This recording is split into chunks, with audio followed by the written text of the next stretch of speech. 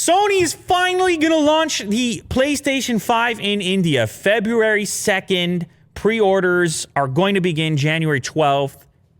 This is another one of those, wow, that's been tweeted to me a lot, which is Indian fans saying, where's our PlayStation?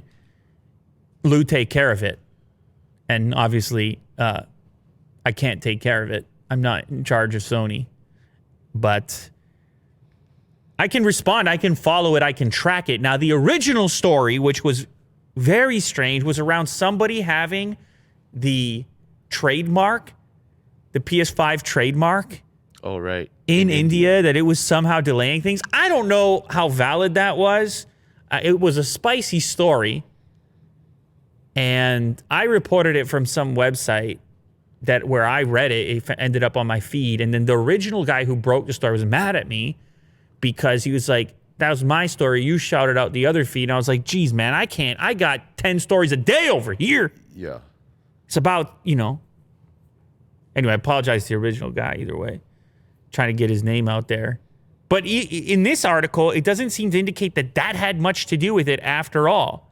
It sounds more that it had something to do with the unexpected demand and the way in which the local government had been kind of changing its import procedure. And we've heard this from other manufacturers as well, that shipments were being inspected in a more kind of elaborate way. Let me see what it says. It's PlayStation India announced on Twitter back in November that Sony didn't have a release date for the country yet because availability for each region is subject to local import regulations. So I kind of feel it probably had more to do with that.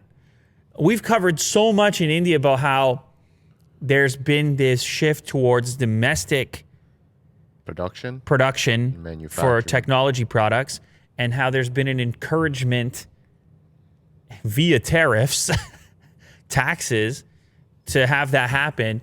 My God, we just shipped out the 100 phones. The price tag. We had so many winners in India. I saw the price tag. I fell over. I cracked the back of my head. I got 16 stitches. Yeah. Okay, I don't have the stitches, but I saw that you guys would Reality hits hard. You guys would not believe it's almost the price of the phone, and we have enough of them to basically increase the cost of the whole thing another $30,000. Yeah. And the thing was already $130,000 in local currency. Yeah. What an enormous giveaway. Look, it's cool. It was an event. It's great that 100 people are going to get brand new iPhone 12s because of the whole everything that's gone on positively on Unbox Therapy and everybody's support. Like, that's really what makes it possible. But it was a real life experience for me on how this tariff situation really changes the landscape in such a drastic way. Mm-hmm. So the reason for the expensive shipping costs is because we are paying those duties and taxes for a product assembled exclusively in China, which means in India, the iPhone ends up being around $2,000 to the end user who buys it. Well, obviously, we didn't pay that here. It's half that. But now I need to make up the difference when I ship it if I don't want the winner of the contest to be hit with a big bill when they win it, and then they can't collect it from the postal service because they don't have the extra $500 to clear it on the taxes. So we got to pay that in advance. And this goes to show you, I mean, even in Apple's case, we say, oh, Apple sells expensive products. In India, they're that much more expensive, but not because of Apple, because of these restrictions that are in place. Correct. That are bringing up that price tag. However, it's important also to note that it has kind of worked for India, the country, in the sense that it did bring Apple assembly jobs into the nation and employed people, not without its variety of issues, which we also reported on the show.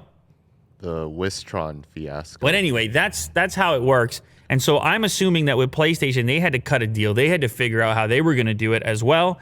And they got it all sorted out, which now means starting January 12th, you will be able to pre-order a PlayStation 5 in India. Finally, it's going to cost you $49,990 in Indian currency, which is US $684. And the digital edition is going to be $548, which is $39,990 Indian currency. So actually not that huge of an increase in price. No. From the US dollar, or if you were in the United States, you're paying $50 extra on the digital, and you're paying $84. Oh no, actually you're paying on the disc model, you're paying $184 more. Am I? Wait. You're paying $100. I got Canadian prices screwing me up in the head now. You're paying $184 extra over USD on the disc model, and you're paying $148 extra on the other model. So we have $499, $399. So actually, you are paying that premium once again. But it's not double. It's not double. Right. Well, it's not double in the iPhone area either. It's closer to double. But the thing escalates, right, as the value of the item goes up. Yeah. And so the value of these items obviously a little bit lower. Now, you still need to get your hands on one, because what happened here is it ended up double anyways on the secondary market because they sold out all the pre-orders anyway. Mm-hmm. So that's another thing to keep in mind if you can even get your hands on one. But anyway, I think people will be pretty happy with that price. They were probably sitting there speculating what that increase was going to look like for their market. But this is not horrendous. It's not terrible. And considering what people are already paying double for PlayStations, you may accept it. Pre-orders for PS5 begin 12 p.m. on the 12th of January until stock lasts. Here are the retailers who will have stock in India: Amazon, Flipkart, Chroma, Reliance Digital, Games, The Shop at Sony Center, VJ Sales, and others. So check those places if you're in the market. And we can put the tweets to rest now. People don't have to, I don't have to get to the bottom of it. Sony got to the bottom of it. Thank goodness.